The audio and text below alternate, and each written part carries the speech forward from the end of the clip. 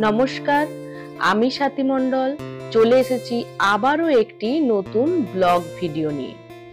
আশা করি আপনারা সকলে কুশলেই আছেন, আমি ভালো আছি আপনাদের ভালোবাসায়। আজকের এই ভিডিওতে গতকাল সন্ধ্যাবেলার যা কাজকর্ম করেছি আর আজকে সকাল থেকে দুপুর পর্যন্ত যে সমস্ত কাজকর্মগুলো আমি করেছি সেগুলোকেই তুলে ধরেছি। বন্ধুরা, আপনারা যদি ধৈর্য ধরে এই ভিডিওটি দেখেন তাহলে আমি আগামী দিনে আরো সুন্দর সুন্দর নতুন ভিডিও বানানোর চেষ্টা করব।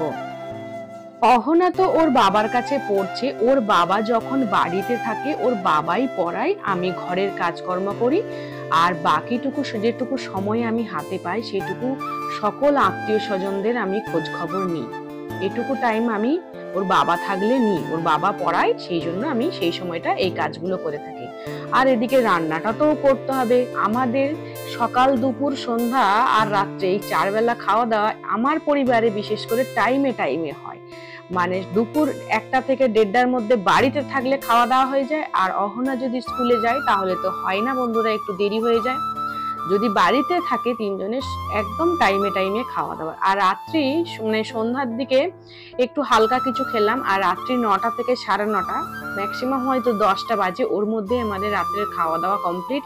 আমরা 10টা 10-15-এর মধ্যে রাত্রে শোবার ঘরে চলে যাই। অতিরিক্ত গরম হওয়ার কারণে ওরা বাপ বেটি কেউ রাত্রে রুটি খাচ্ছে না, সবাই বলছে ভাত খাবো। তাতে আমার সুবিধাই হয়, আমি তো একেবারে দুবেলার চাল নিয়েই দুবেলার ভাতটা করে নিই। কিন্তু আজকে হয়েছে কি, আমি এক বেলারই চাল নিয়েছিলাম, যার ফলে আমাকে রাত্রে আবার নতুন করে ভাত বসাতে হয়েছে।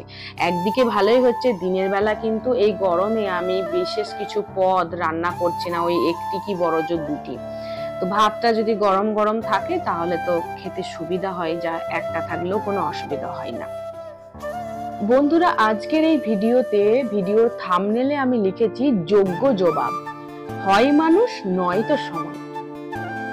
হ্যাঁ বন্ধুরা, আমি মনে করি যে কোনো পরিস্থিতিতে যখন একটা উত্তেজনার পরিবেশ তৈরি হয় সেখানে চুপ করে থাকা, প্রথমে কে কি বলছে সেই কথাবার্তাগুলো শুনে নেওয়া, তারপরে চট করে উত্তর না দিয়ে একটু নিজে ঠান্ডা মাথায় ভেবে নিয়ে চুপ করে থেকে চিন্তা ভাবনা করে তারপরে উত্তর দেওয়াটাই ভালো আমার মনে হয়। আর যদি আপনি পুরোটাই যদি সেই মুহূর্তে চুপ করে থেকে যেতে পারেন তাহলে তো খুবই ভালো, কারণ বেশি তর্কাতর্কি করে লাভ নেই। তর্কাতর্কি করলে যত তর্ক করবেন ততই বেড়ে যাবে। আমার মনে হয় সেই মুহূর্তে আপনি যদি একটু ধৈর্য ধরে থাকেন, কোনরূপ তর্ক না করে, তার যোগ্য জবাবটা কিন্তু হয় মানুষ পরবর্তী সময়ে, হয় যে কোনো মানুষ বা নয়তো সময় আপনাকে দিয়েই দিবে। যার সঙ্গে আপনি তর্কাতর্কি সেই মুহূর্তে করতে চাইছিলেন, সেই মুহূর্তে যদি আপনি চুপ করে থাকেন তার সঠিক জবাব সময়ই দিয়ে দেবে আপনাকে। তাই সেই মুহূর্তে উত্তেজনার বশে কোনরূপ রাগারাগি, কোনরূপ চিৎকার না করাই ভালো, এটুকু আমার মনে হয়।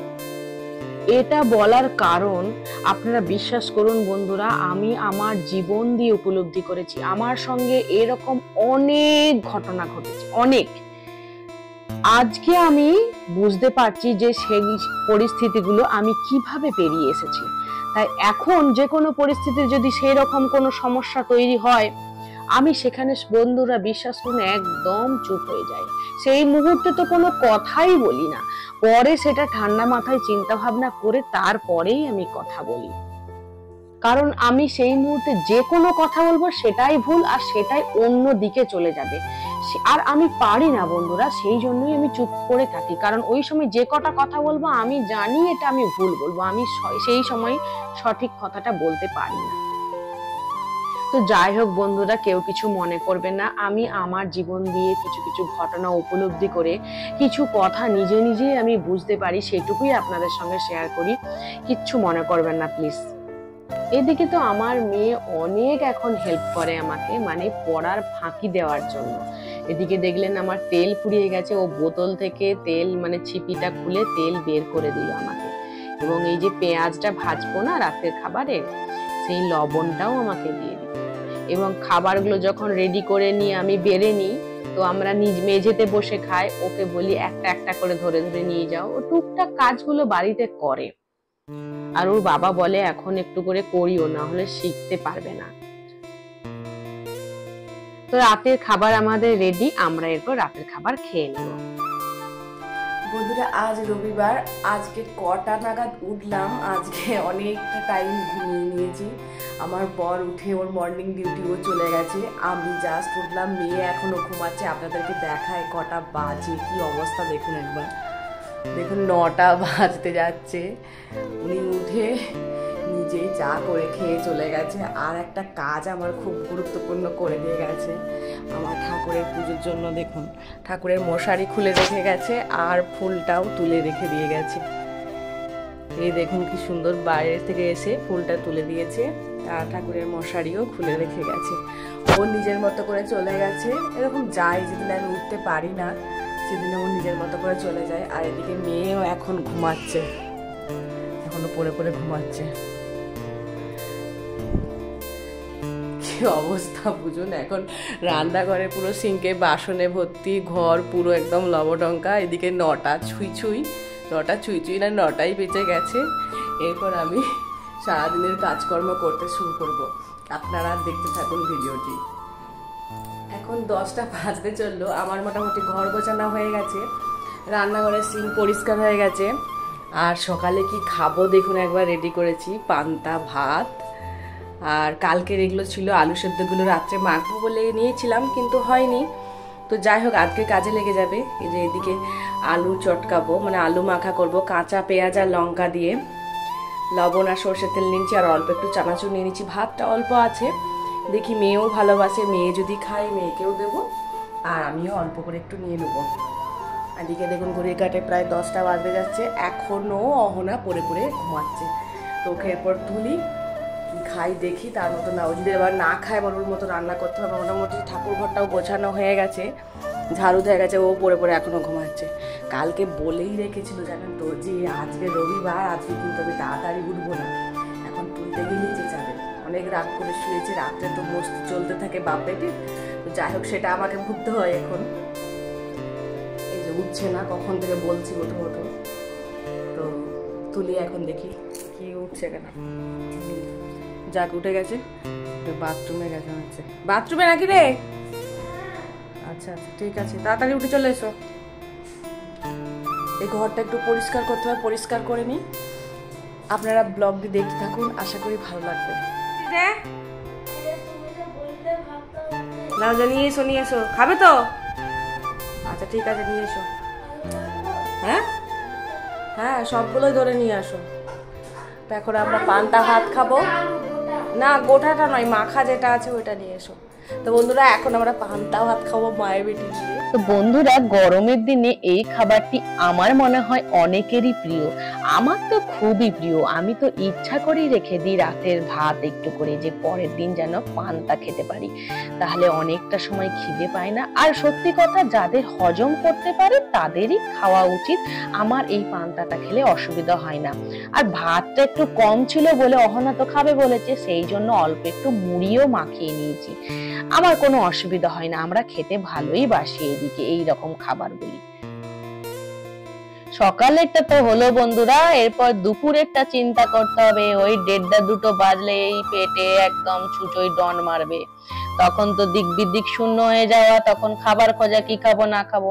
অতএব লেগে পড়েছি আবার দুপুরেরটা করতে। ওই অল্প একটু ডাল করব আর একটু ডিম কষা করে দেব, আর একটা টক তো অবশ্যই করব। এই রেসিপিটা আমাদের প্রত্যেক দিন চলছে গরমে। ওই আলু আর ঢেঁড়স দিয়ে আর তেঁতুলের পাল্প গুলে একটু টক টক করে করব, খুব ভালো খায় আমার বরবাবু আর মেয়ে, দুজনেই খায়, আমি তো খাই।